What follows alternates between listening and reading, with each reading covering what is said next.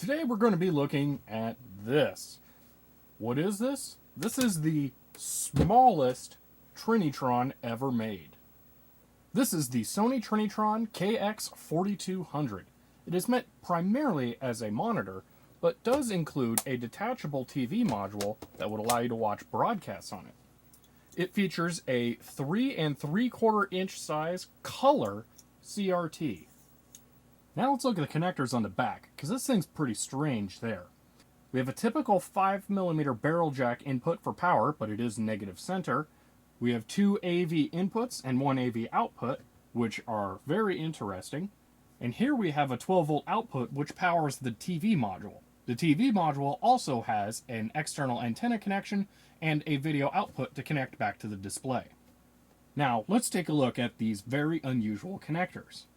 On the TV module, we have a standard 5mm female power jack, and we can just plug the power cable in like that, no big deal. But on the other end, we have a male 5mm cable connector, and that looks like this. It is a much different kind of cable. Now, I didn't get any cables with this. I found this cable on Amazon, but I had to slightly modify it to make it work for this. Now for the AV inputs, which are much stranger. While these look like a standard RCA connector, it's a hybrid of a regular RCA jack and a 2-pole 3.5mm audio style jack. Again, I did not get any cables with this, so I had to make this cable. I was able to do this by heating up the center of an RCA cable, pulling it out, disconnecting the wires, and then running a connector from an audio cable into here and melting it back in place. Now that I have this cable made, I can easily connect into this and then break this out into a more useful connector that I can run any signal I want into. This is one of those devices that I can't find a lot of information about. There's a couple of websites that have some generic listings that basically state it's a color television and maybe tell you what size the tube is. And since I've got this, someone else has apparently got one and made a post on Reddit about it. There's one other guy who has 2 YouTube videos about it, but other than that, I can't find a lot out there. Now, the only other 2 instances of seeing this online have been on eBay. The first one that went up on eBay since I've had this sold for $450. That, I think, was a mistake on the buyer's part. I think it was probably some avid Sony collector who feels they must have every Trinitron ever made. Why do I say that? Because another one went up on eBay about a month later and proceeded to not sell at $50. But I'm fascinated by this thing. One of the reasons I think I can't find much info about it is because it was expensive and they didn't make many. Now, I've taken apart the TV module before, but I think it's worth doing it on video to show you what it looks like inside, because this does not look like a high-volume product. This is definitely one of those things where you want to keep track of where all the screws go and the other little parts that are in here. Alright, so here we get our first taste of how difficult this thing must have been to make. Just on the back side of this PCB, we have 1, 2, 3, 4, 5 wires that had to be added in after the fact. We also have a diode here that had to be added in. It looks like it may have been called for on the diagram, but that should have been on the other side. We can also see this trim pot right there, but that may be just so you don't have to take this whole unit apart to get to it, because from here this doesn't get easier. Alright, now you have to get down in here and undo 2 screws that hold on the front face. Alright, now that the front face releases, should be able to pull this out, if I remember correctly.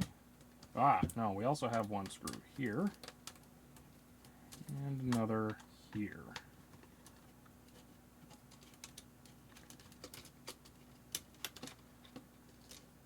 Okay.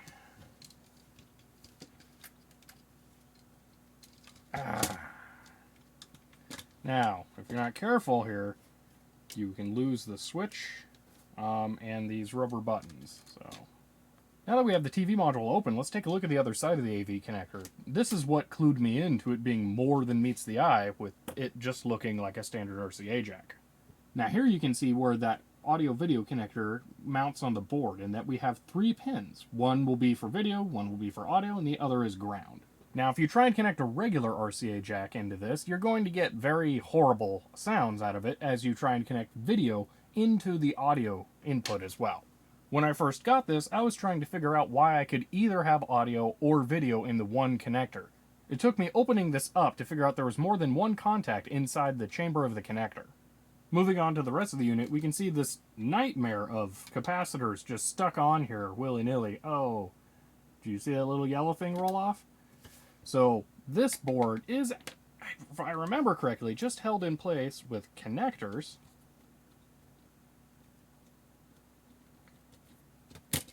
Yep. But also these plastic posts.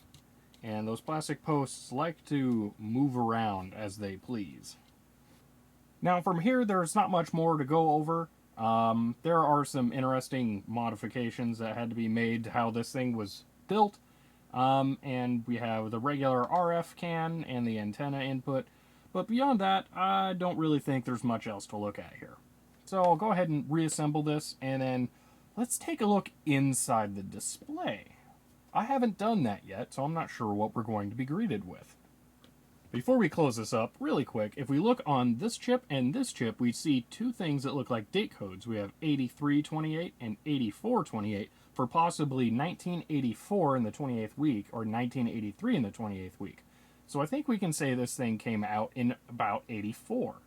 Also, this looks like a whole lot of fun to put together. Okay, so now to open this. Well, actually, I'm going to be opening this the second time because my microphone came disconnected during the entirety of the disassembly the first time around, so I'm going to redo it. But this time, at least, I know what I should and should not do. So I know that the only screws I really need to disconnect are on the back here and right here. So this will be a lot easier now.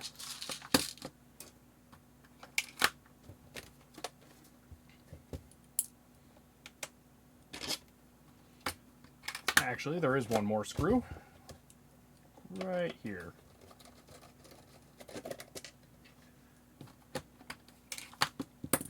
Alright, and with that, we can take off this back piece, which will loosen the battery door cover, although it looks like it's not going to come off this time. And from here, we can splay out the sides of this, because you need to lift this over the bottom. Ah, okay, that'll do it. That was the volume knob coming off, not a big deal. So then we'll just lift up that side. Okay. And from here, you just splay it and lift it. Oh, disconnect that one.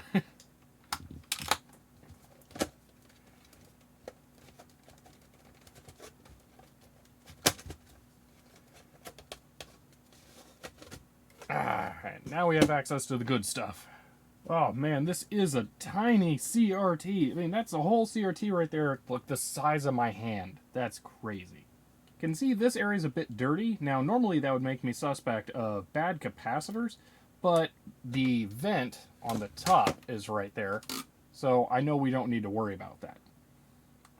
Other than that, though, I don't really want to get too much farther into this because there's a lot of dense stuff in there and a whole lot of cables that I would have to reroute.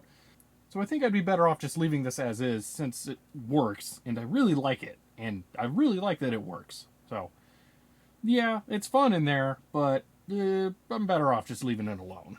And now for the other part that my microphone so kindly cut out for. I have to open the power supply because the AC cable is bad right in that joint. So I need to cut it and splice it into the PCB. So I already opened this up. It was pretty boring. There's screws all over. Basically, you know, usual thing.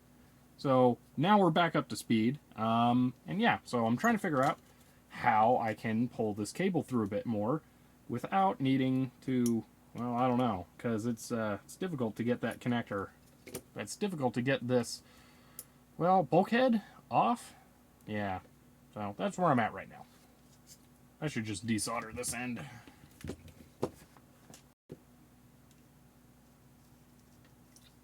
Ooh, that does not feel like lead-free solder. Ooh, that's nice.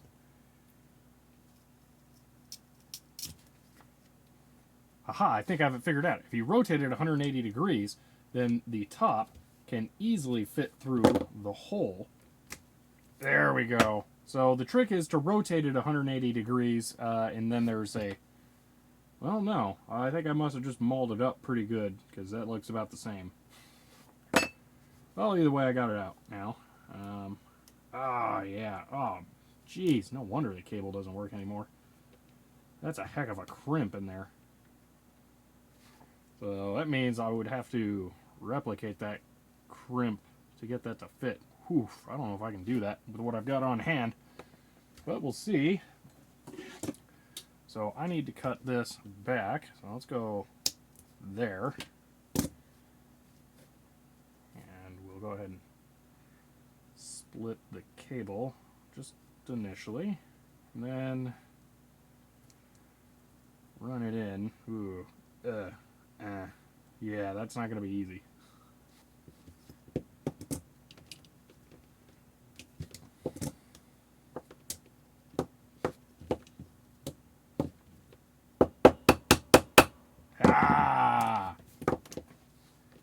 Wow, I can't believe I got that back in. Okay, now to resolder the AC cable.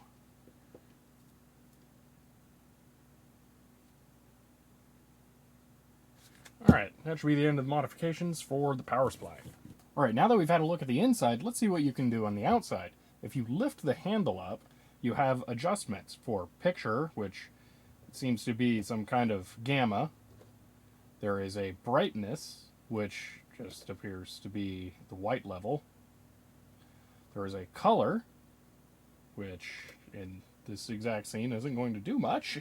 But you can adjust how vibrant the image is, which for video games actually works pretty well. For movies, it gets out of hand pretty quick. And then there is a hue, which you can use to get the color in a little bit more correct. Yeah, it's really difficult to tell where hue should be on a video game, but here's an example of color. You can really oversaturate or desaturate it. Yeah, that's what you can control, and then obviously volume.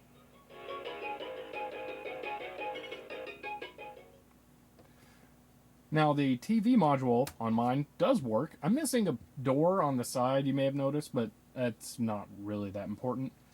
And while it does work, there's no television signals to receive now. I have hooked up a 2600 to the back of this before, though, so I do know it works. It is just much easier to run composite into the back, though. Now, one downside to this thing is that it is a mono speaker, so we are missing some of the benefits that stereo can provide. But, being a Trinitron, it has extremely excellent color reproduction. In person, this thing looks pretty good, but for a portable, it looks really good.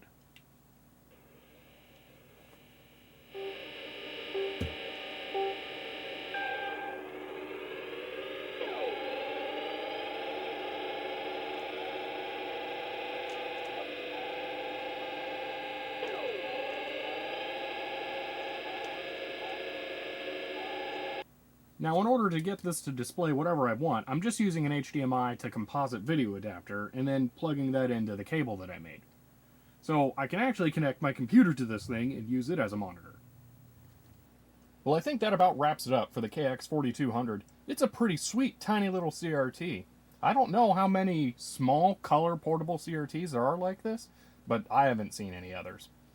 Well, I hope that was entertaining. I'll see you guys later.